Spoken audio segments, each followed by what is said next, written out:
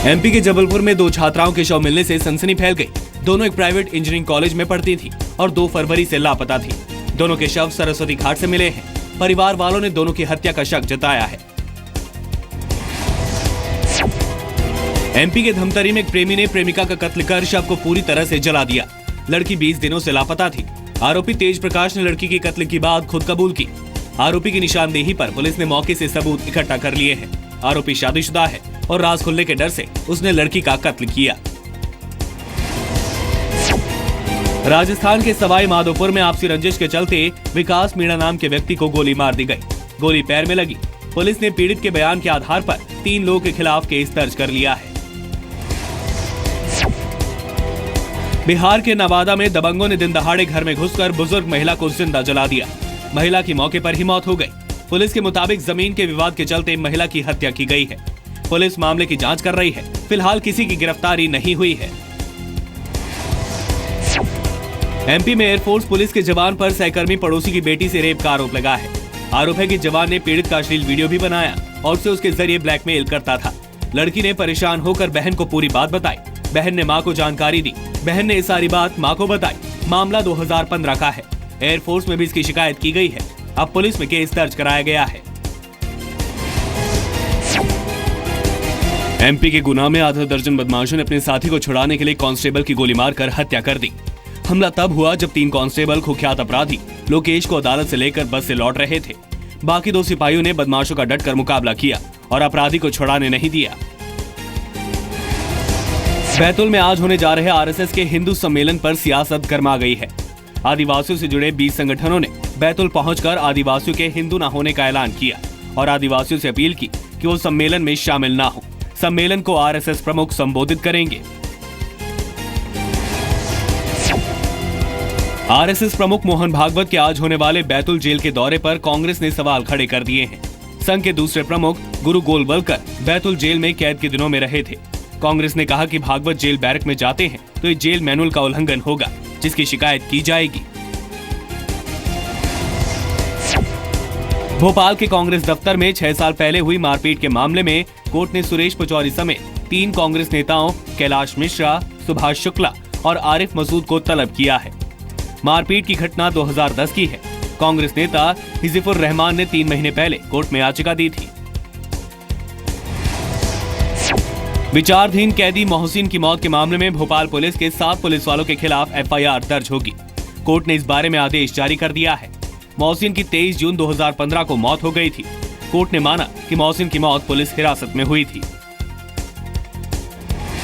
डिंडोरी का एक high school झाड़ फूक के कारण सुर्खियों में है। गोपालपुर के हाई स्कूल में झाड़ फूक और टोने टोट के चल रहे हैं। स्कूल का कहना है कि छात्राओं की अजीबोगरीब हरकतों के कारण ये सब करना पड़ रहा है। स्कूल की जगह पर कभी शमशान घाट हुआ करता था।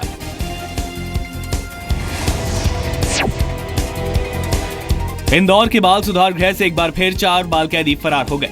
चारों बाल अपराधियों ने सुधार गृह के चौकीदार की आंखों में मिर्च पाउडर झोंक दिया। उसके बाद उसके हाथ पैर बांधकर भाग गए। 4 में से 3 बालिग हो चुके हैं। चारों का अब तक कोई सुराग नहीं है।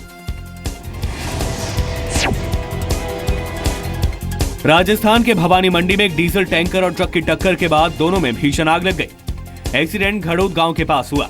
ट्रक लकड़ियों से भरा हुआ था। ड्राइवरों और क्लीनरों की जान बच गई, लेकिन गंभीर हालत में उन्हें झालावाड़ के अस्पताल में रेफर किया गया है। जयपुर में बोलेरो और ट्रॉले के आमने सामने की टक्कर में बोलेरो के परखच्चे उड़ गए। एक्सप्रेस हाईवे पर हुए इस एक्सीडेंट में 2 की मौत हो गई और 5 लोग घायल हो गए। दोनों की गाड़ियां स्पीड में थी। एक्सीडेंट के बाद एक्सप्रेसवे पर कई घंटे तक ट्रैफिक जैम रहा। साइकिल चलाओ स्वस्थ रहो का संदेश लेकर बीकानेर से 100 डॉक्टरों की टीम साइकिल पर जोधपुर के लिए रवाना हुई। डॉक्टरों का यह दल नेशनल मेडिकोस ऑर्गेनाइजेशन की ओर से 11 और 12 फरवरी को जोधपुर में होने वाले IIMS की 40वीं कॉन्फ्रेंस में हिस्सा लेगा। उत्तराखंड के सीएम हरीश रावत ने आरोप लगाया है कि राज्य में चुनाव जीतने के लिए बीजेपी हल्के हथकंडे अपना रही है। हल्द्वानी में चुनावी जनसभा को संबोधित करते हुए रावत ने केंद्र की मोदी सरकार पर हमले किए। रावत ने दावा किया कि राज्य में फिर कांग्रेस की सरकार बनेगी। उत्तराखंड के गोपेश्वर में बीजेपी नेता और केंद्रीय मंत्री नितिन गडकरी ने सभा की। गडकरी ने दावा किया कि 15 फरवरी को पूरा उत्तराखंड विकास के नाम पर कमल का बटन दबाएगा। गडकरी ने हरीश रावत सरकार को भ्रष्टाचार में डूबी हुई बताया।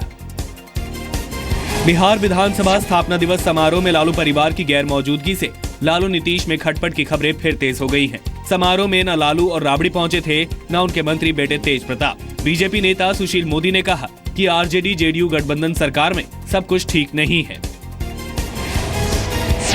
कश्मीर से जम्मू जा रही एक टेवेरा के रामबन के नजदीक 500 फुट गहरी खाई में गिर जाने से 4 लोगों की मौत हो गई। 5 घायलों को रामबन अस्पताल में भर्ती कराया गया है। मारे गए सभी लोग अनंतनाग के रहने वाले थे। बारिश और बर्फबारी से 5 दिन बंद रहे जम्मू कश्मीर हाईवे पर कल ही ट्रैफिक खुला था। छत्तीसगढ़ के दंतेवाड़ा में नक्सलियों ने एनडीएमसी की 5 गाड़ियों को आग लगा दी। इनमें 2 बारूद के भी वाहन थे। नक्सली बड़ी तादाद में थे। उन्होंने माइंस विस्फोट में इस्तेमाल होने वाले सैकड़ों बारूद के पैकेट, डेटोनेटर और बूस्टर भी लूट लिए। भागते भागते नक्सलियों ने सभी कर्मचारियों से उनके मोबाइल फोन भी छीन लिए। गुजरात में बनासकांडा डीडीओ एक अहम सरकारी कार्यक्रम के दौरान मोबाइल पर वीडियो गेम खेलते धरे गए। गुजरात के हर जिले में होने वाले प्रगति सेतु कार्यक्रम में लोग अपनी समस्याएं अफसरों को बताते हैं। लोग जब समस्या बता रहे थे तब डीडीओ अमित अरोड़ा मोबाइल पर फनी वीडियो देखने में व्यस्त मिले। बिहार के बीएसएससी पेपर लीक मामले में एसआईटी ने सचिव परमेश्वर को हिरासत में ले लिया। मंगलवार देर रात परमेश्वर के घर पर छापेमारी की थी। इस दौरान एसआईटी को कई अहम सुराग हाथ लगे हैं। हरियाणा सरकार ने आरक्षण के लिए आंदोलन कर रहे लोगों की मांगों के लिए एक कमेटी बना दी है। 5 सदस्यों वाली इस कमेटी की अध्यक्षता मुख्य सचिव डीएस ढेसी करेंगे। हरियाणा में जाट आंदोलन के फैलने के आसार देखते हुए फैसला लिया गया है। कमेटी ने सभी पक्षों को बातचीत का न्योता दिया है। झारखंड सरकार ने रांची में 16 और 17 फरवरी को होने वाले ग्लोबल इन्वेस्टर समिट की तैयारी तेज कर दी है। मोमेंट्स झारखंड के नाम से होने वाले वैश्विक निवेशक सम्मेलन में देश विदेश से निवेशक आ रहे हैं। मेहमानों के लिए लगभग सभी होटल बुक हो चुके हैं।